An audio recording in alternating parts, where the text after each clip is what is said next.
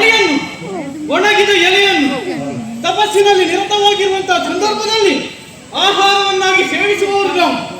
ತಪಸ್ಸು ಇನ್ನೂ ದೀರ್ಘವಾದಾಗ ಇವೆಲ್ಲವನ್ನು ತ್ಯಜಿಸಿ ಕಠಿಣವಾದಂತಹ ತಪಸ್ಸನ್ನೇ ಆಚರಿಸುವವರು. ಅಂತರ್ಮುಖಿಯಾಗಿದ್ದೆ, ಈಗ ಬಹಿರ್ಮುಖನಾಗಿದ್ದೇನೆ.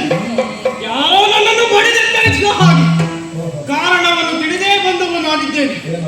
ಕೇವಲ ಹೆಣ್ಣೊಬ್ಬಳು ವಿರಚಿಸುತ್ತಿರುವ ತಪಸ್ಸು ಎನ್ನುವ ಕಾರಣಕ್ಕಾಗಿ ನನ್ನ ತಪಸ್ಸು ಭಂಗಗೊಂಡತಲ್ಲ. ಬದಲಾಗಿ ಅವಳನ್ನು ಕ್ರಮಿಸುವ ಬಗೆ ಅವಳಲ್ಲಿರುವಂತಹ ವಾಂಛೆ ನನ್ನ ತಪಸ್ಸನ್ನು ಭಂಗಗೊಳಿಸಿದೆ. ಅಷ್ಟಕ್ಕಾದರೆ ಇವಳ ಸಾಮಾನ್ಯದವಳೇ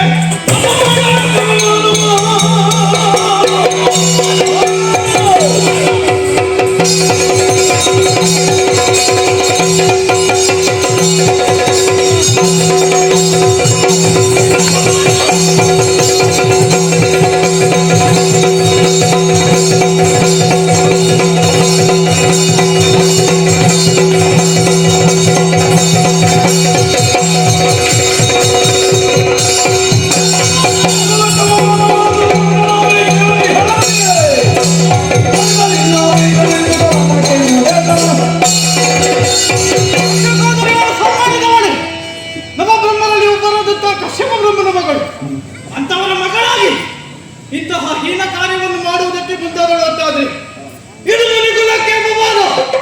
ಇವನನ್ನು ಹೀಗೆ ಬಿಡುವುದು ಸರಿಯಲ್ಲ. ಯಾಕೆ ಹೇಳಿದೆ? ಮುಂದಕ್ಕೆ ಪ್ರಪಂಚದ ಜನರು ಅಥವಾ ಇವಳ ವಂಶಸ್ಥರು ಇದನ್ನೇ ಅನುಸರಿಸುತ್ತಾರೆ.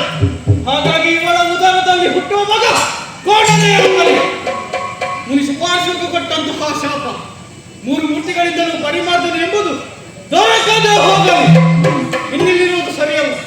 ತಪಸ್ಸಿಗೆ ಯೋಗ್ಯವಾದ ಸ್ಥಳವನ್ನು ಹುಡುಕುತ್ತಾ ಮುಂದೆ ಹೋಗುತ್ತೇನೆ.